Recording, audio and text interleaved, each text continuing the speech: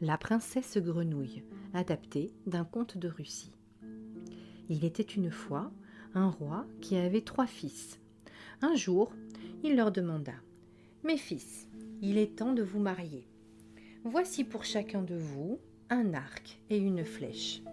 Vous allez tirer dans une direction différente et vous prendrez pour femme celle qui ramassera votre flèche. » Chacun tira sa flèche, puis alla voir où elle était tombée. Celle du fils aîné était tombée dans le jardin d'un général, et la fille du général l'avait ramassée. Alors, le fils aîné lui demanda de l'épouser. La flèche du deuxième fils était tombée dans la cour d'un marchand, et la fille du marchand l'avait ramassée. Alors, le deuxième fils lui demanda de l'épouser. La flèche du fils cadet était tombée très très loin, dans un marécage. Longtemps il la chercha en se disant : « Hélas, ma flèche est tombée dans un marécage. Comment trouver une femme ici ?» Tout à coup, il entendit une petite voix qui disait : « Quoi ? Prince Ivan, voici ta flèche. » Il regarde tout autour de lui. Personne. « Quoi ? Prince Ivan, regarde à tes pieds, » dit la petite voix. Il regarda par terre et vit une grenouille qui tenait la flèche dans sa bouche. « Merci, petite grenouille, d'avoir trouvé ma flèche, » lui dit-il. « Quoi ? Je suis très heureuse de t'avoir rendu ce service, » répondit doucement la grenouille.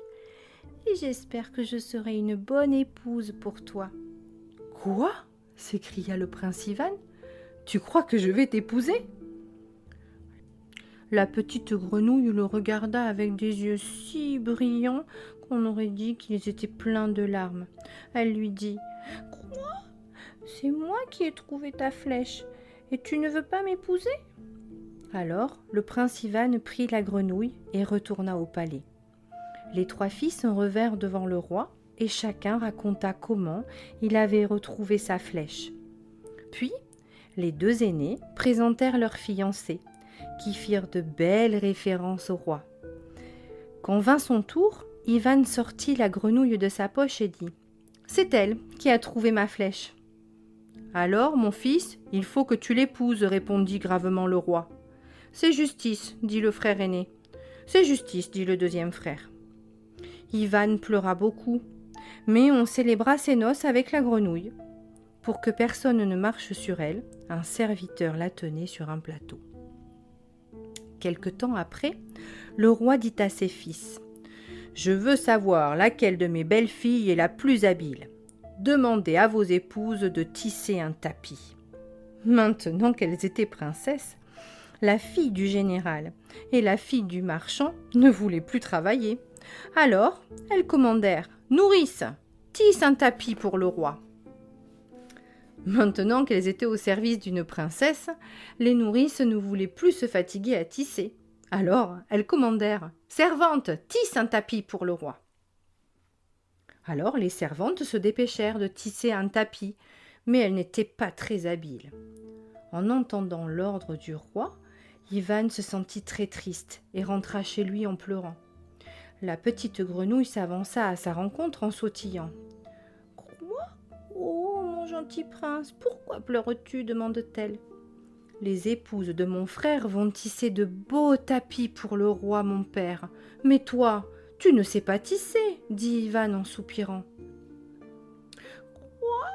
J'ai promis d'être une bonne épouse pour toi, et je ferai tout ce qu'une bonne épouse doit faire, » répondit la grenouille. « Va te coucher et dors tranquille, je m'occupe de tout. » Pendant qu'Ivan dormait, la princesse quitta sa peau de grenouille et se transforma aussitôt en une belle jeune fille.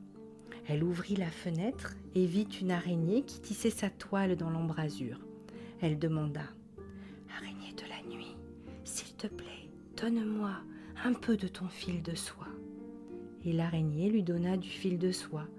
Puis, elle dit à la lune : « Lune de printemps, s'il te plaît, donne-moi un rayon d'argent. » Et la lune lui donna un rayon d'argent. Puis la princesse grenouille prit des fleurs qui étaient dans un vase et avec tout cela, elle tissa un tapis. Quand le prince Ivan se réveilla, il trouva la grenouille assise sur un coffret.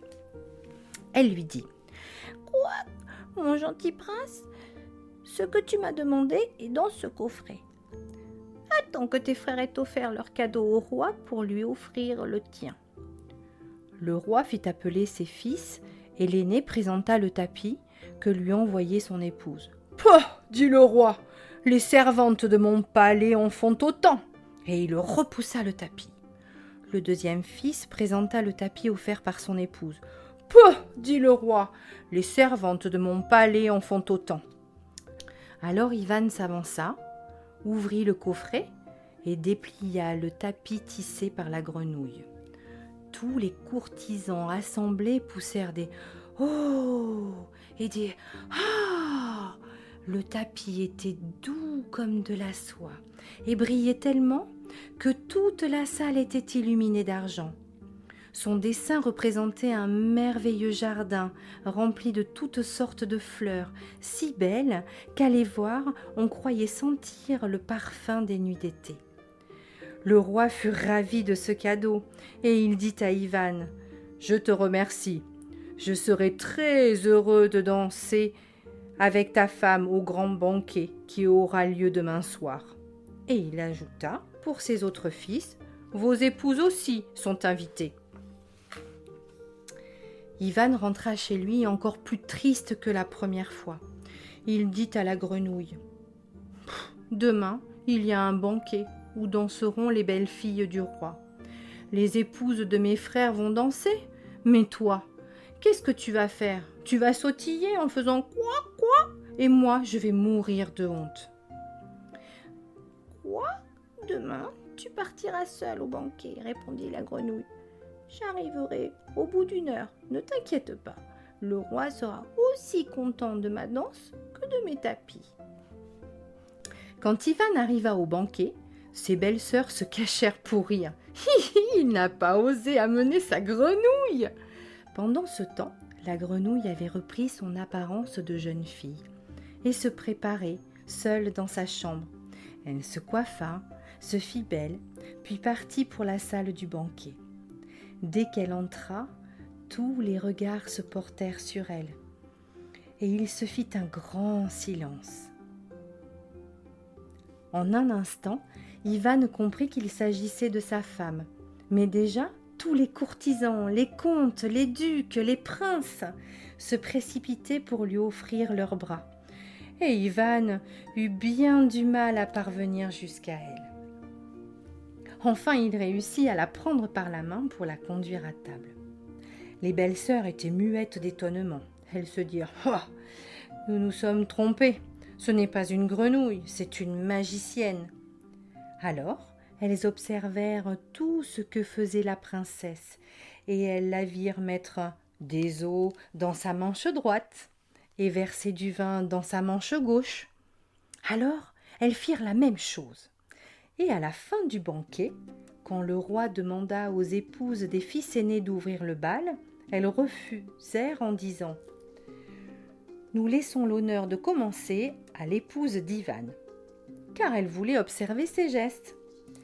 Alors, la princesse se leva et se mit à danser avec Ivan, aussi légère qu'une plume. Quand elle agitait sa manche droite, on voyait des oiseaux. Quand elle agitait sa manche gauche, on voyait des paysages de montagnes ruisselantes de cascades. Les autres belles filles se mirent à danser, en imitant ses gestes. Mais quand elles agitèrent leur manche droite, elles lancèrent les os sur la tête des invités. Et quand elles agitèrent leur manche gauche, elles les inondèrent de vin. Et tout à coup, bing! Le roi reçut un os de dinde sur le nez et splash! Du vin dans les yeux. Alors, il se mit très en colère et frappa dans ses mains pour arrêter la danse. « Ça suffit, vous deux, allez vous asseoir, dit-il aux épouses de ses filles aînées. » Le bal dura longtemps, car tous les invités voulaient danser avec la princesse. Pendant ce temps, Ivan rentra chez lui, trouva la peau de la grenouille et la brûla. Quand la princesse arriva, elle se mit à chercher la peau.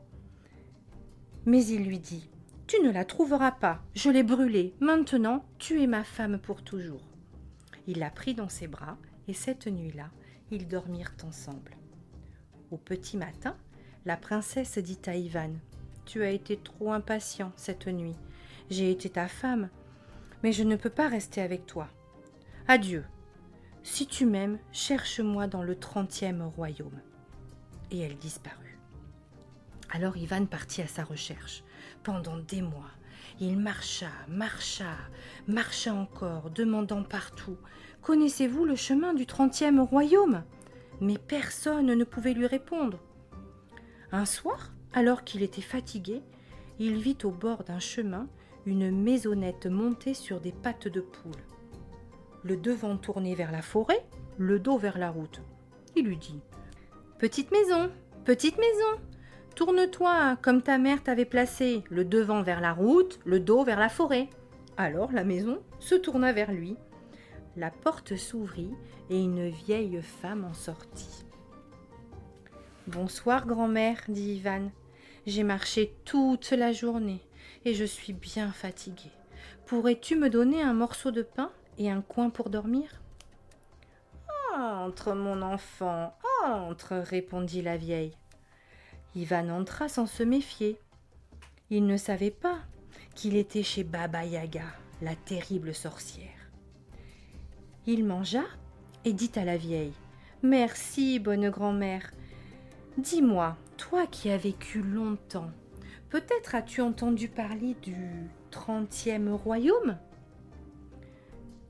« Que veux-tu aller faire dans le 30e royaume ?» demanda Baba Yaga en plissant ses petits yeux.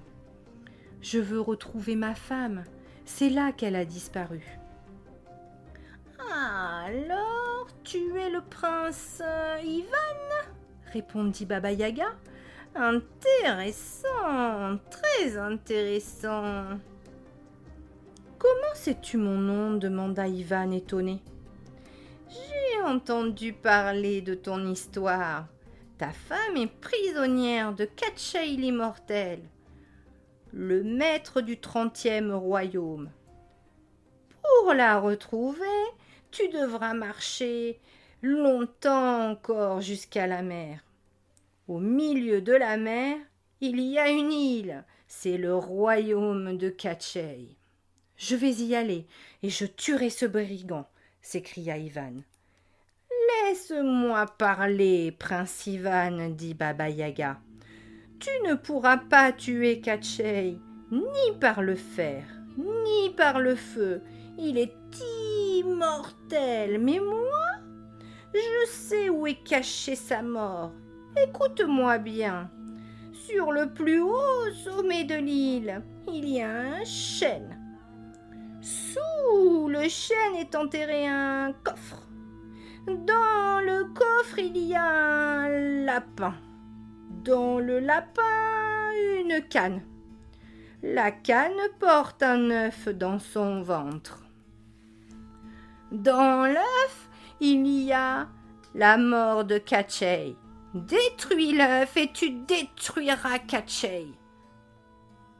Alors moi, Baba Yaga, je serai vengé de mon pire ennemi. » Et la sorcière, au lieu de dévorer Ivan ou de le changer en pierre, le laissa partir pour qu'il cherche la mort de Katchei. Il marcha longtemps et enfin il arriva au bord de la mer. De petits poissons s'amusaient à sauter au milieu des vagues. L'un d'eux sauta trop haut. Il tomba sur le sable et se mit à se tortiller sans pouvoir regagner la mer. Ouf, Ivan l'attrapa et dit: « Oh, tu tombes bien, j'avais très faim, je vais te manger. »« Non, je t'en prie, ne fais pas de mal à mon fils, » dit un gros poisson en sortant la tête hors de l'eau. « Remets-le dans la mer et je te rendrai service. » Alors, Ivan rendit le petit poisson à son père, puis il se mit à marcher tout le long de la plage, cherchant une barque ou un pont, un moyen d'accéder à l'île. Mais il ne trouvait rien.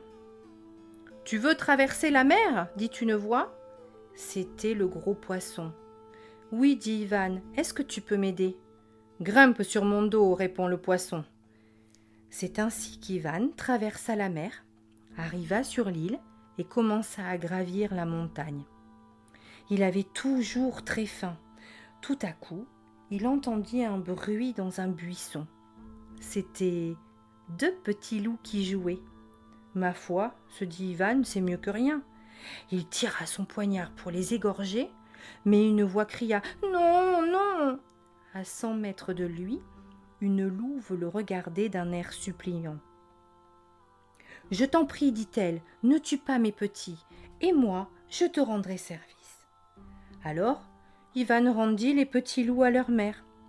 Il continuait à gravir la montagne, quand 2 boules de fourrure roulèrent à ses pieds. C'étaient 2 oursons.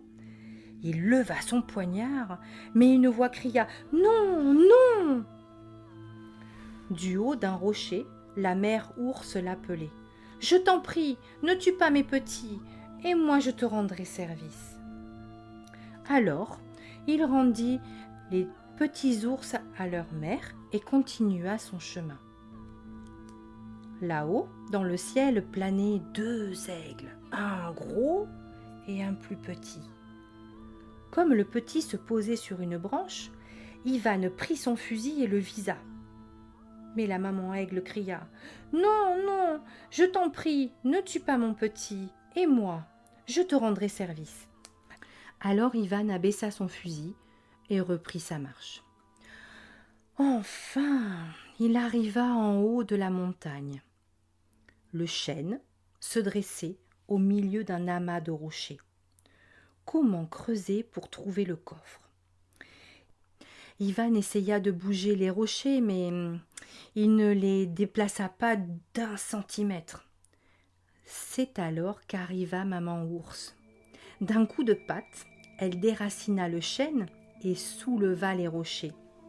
Ivan trouva le coffre, mais quand il l'ouvrit, le lapin s'échappa et se mit à dévaler la montagne. Ivan s'élança à sa poursuite en courant de toutes ses forces.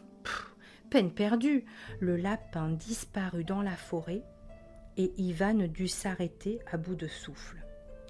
Mais quelques instants plus tard, il vit la louve sortir de la forêt et venir vers lui, tenant dans sa gueule le lapin.